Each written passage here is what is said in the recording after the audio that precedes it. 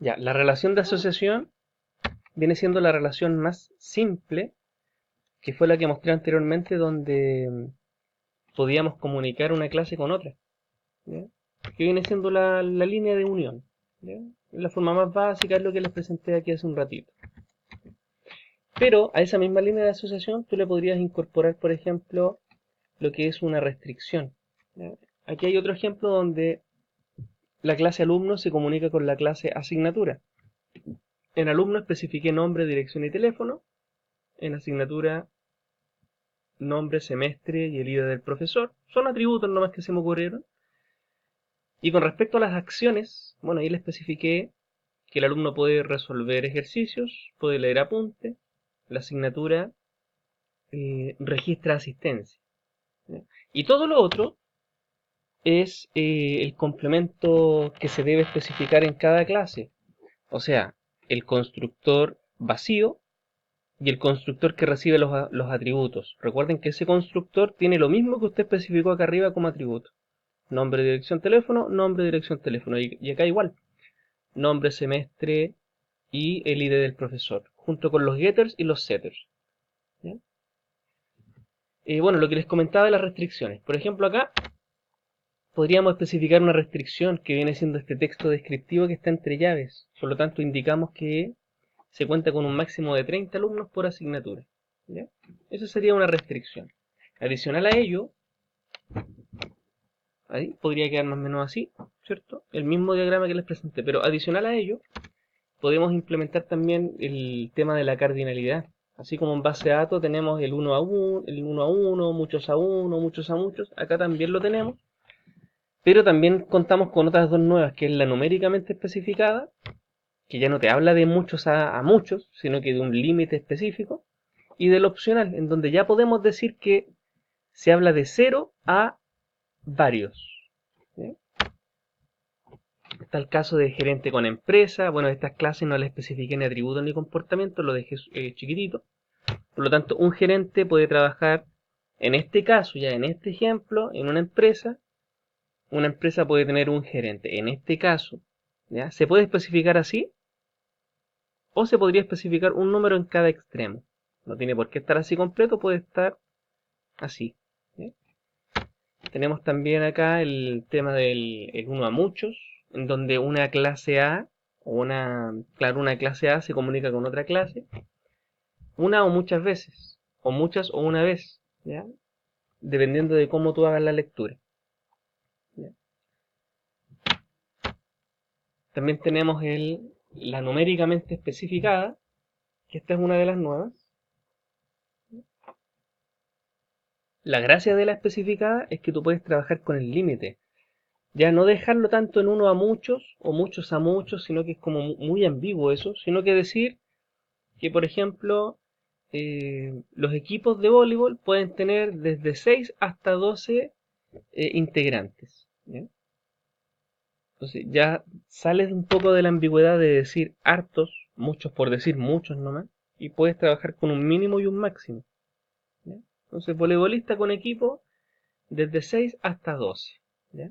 6 que serían los titulares y hasta 12 pensando en los suplentes, ¿ya?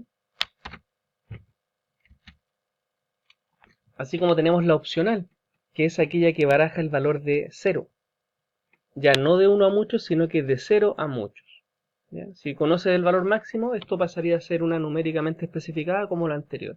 ¿Qué presenta este caso? Que ninguno o muchos dueños de cuentas podrían llegar a tener muchas o ninguna tarjeta de crédito.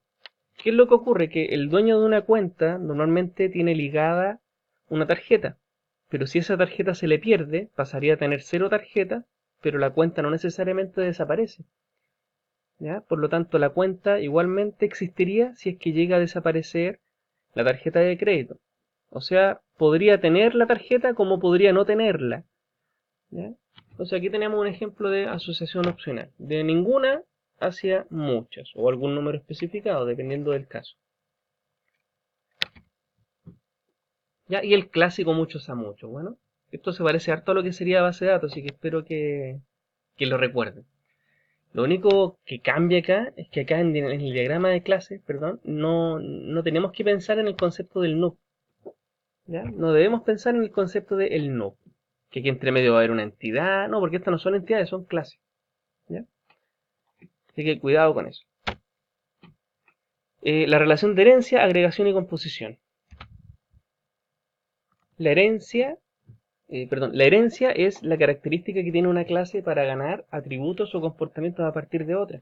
¿Ya? En este caso, el alumno hereda de persona, ese es el símbolo de herencia, ¿ya? Que es lo mismo que decir que el alumno es persona.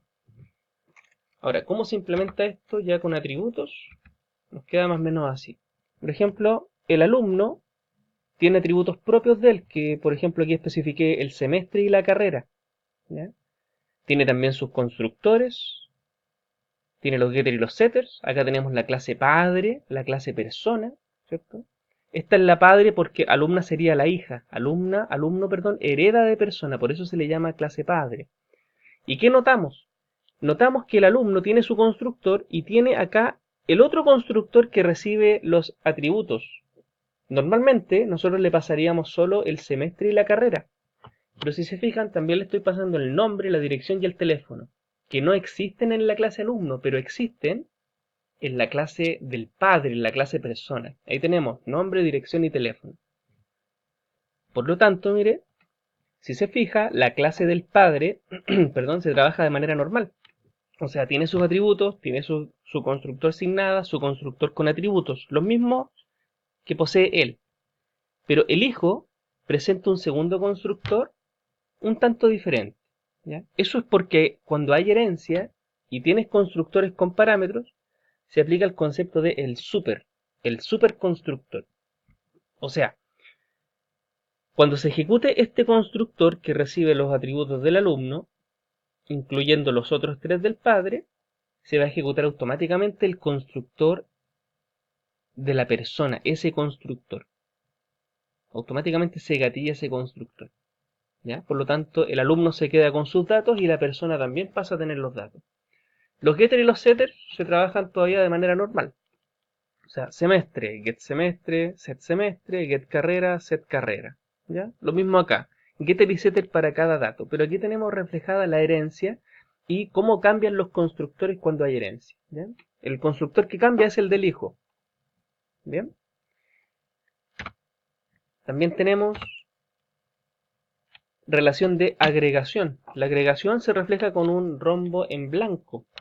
¿Qué significa eso? Que la clase que posee junto a ella el rombo se conoce como el todo.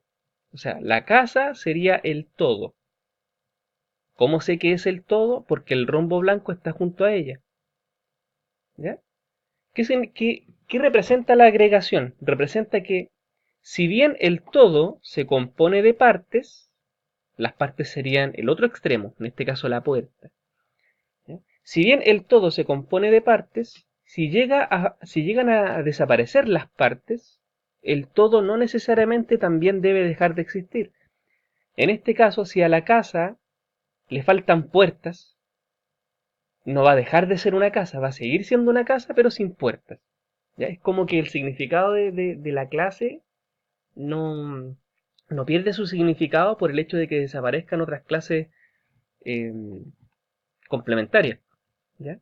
Entonces, la agregación indica que si bien el todo se compone de partes, el hecho de que falten las partes no influye tanto en el todo.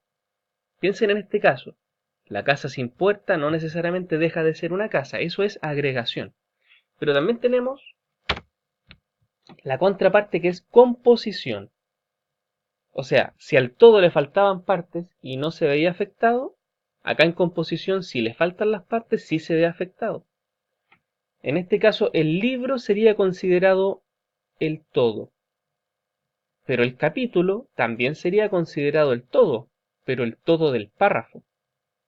O sea, ¿qué estoy queriendo decir acá? Que si al capítulo tú le borras el párrafo, ¿de qué te sirve tener un capítulo sin párrafos de texto? De nada. Entonces, desaparecer la clase párrafo influye en la existencia del capítulo. Eso es composición, es como una relación más fuerte. ¿Ya? Y si seguimos leyendo, si al todo, al libro, le faltan sus partes de capítulos, ¿qué va a pasar con el libro si no tiene capítulos?